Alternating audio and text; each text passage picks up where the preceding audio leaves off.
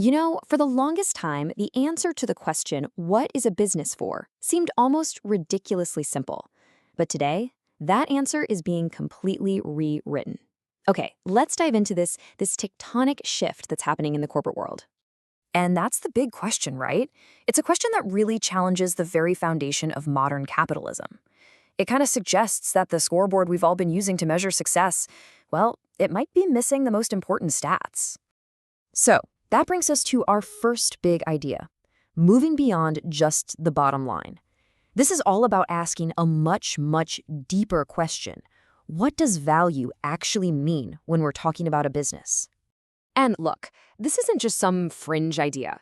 As researchers like Jeffrey Harrison and Andrew Wicks have pointed out for years, our focus has been way, way too narrow. What they're really saying is that by only looking at the money coming in, we've been completely ignoring other huge parts of what makes a company perform well or poorly. This slide just lays it out so clearly. On one side, you've got the classic view, shareholder primacy, which basically says the company exists to make the owners rich. Simple.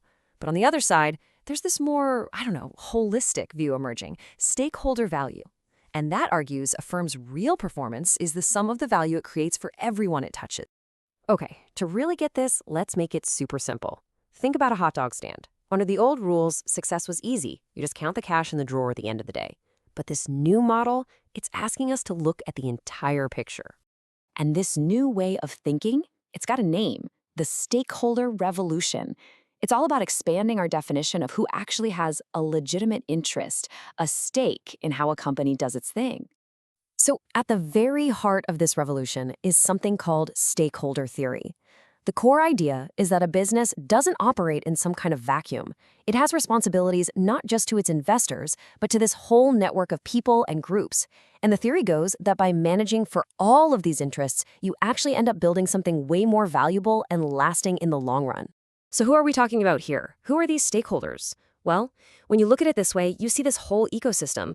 It's not just the financiers, the shareholders. It's the customers who buy the stuff, the employees who make it happen, the suppliers who provide the parts, and even the local community that the business calls home. So let's go back to our hot dog vendor. All of a sudden, the picture gets way more complex, right? Success isn't just about profit anymore. It's also about having happy customers who trust your food, an employee who's paid a fair wage, suppliers you can count on for good buns, a good relationship with the local neighborhood, and yeah, you still got to provide a return for the person who funded the cart. And here's the kicker. This is not just some philosophical debate for a business school class anymore. This entire shift is now being written into law. And one of the first and biggest places we're seeing it happen is in the wild world of artificial intelligence. Yep, the European Union has basically fired the starting gun with its AI Act. And don't think this is just a European issue. It's a global one. These rules apply to any company that's operating in or even just selling AI systems into the EU. The countdown to compliance has absolutely begun.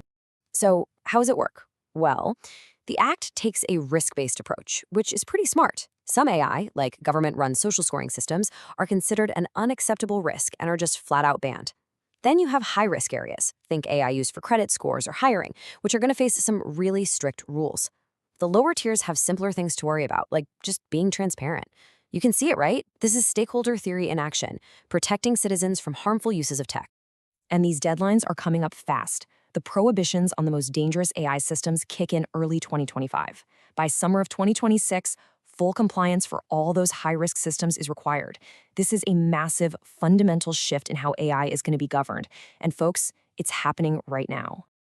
And this new regulatory mindset, it goes way beyond just AI.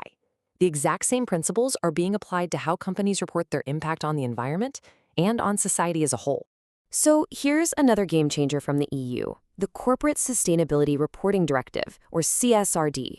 This thing forces thousands of companies, including a lot of non-EU businesses, to report on their sustainability performance with the same level of detail they use for their financials. So, the impact on people and the planet, it's now officially part of the balance sheet. But, okay, here's where it gets really, really complicated. As all these companies try to pivot and embrace this new stakeholder-focused, more collaborative world, they're smacking right into a legal framework that was built for the old one. This quote from Lena Khan, the head of the U.S. Federal Trade Commission, it just says it all.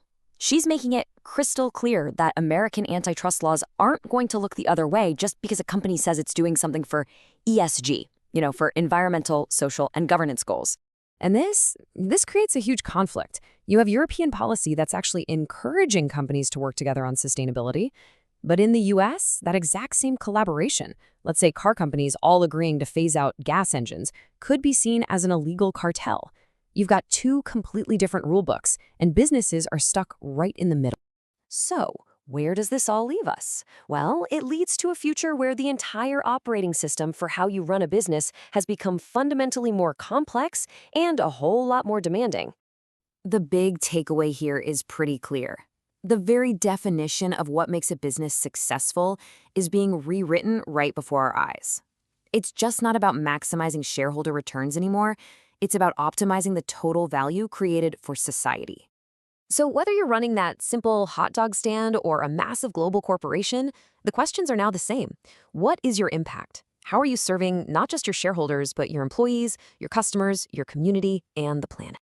This entire shift forces all of us to really reconsider what we're aiming for. It's a move away from a single-minded focus on just one number towards a more balanced and, honestly, a much more challenging definition of what it means for a business to truly succeed.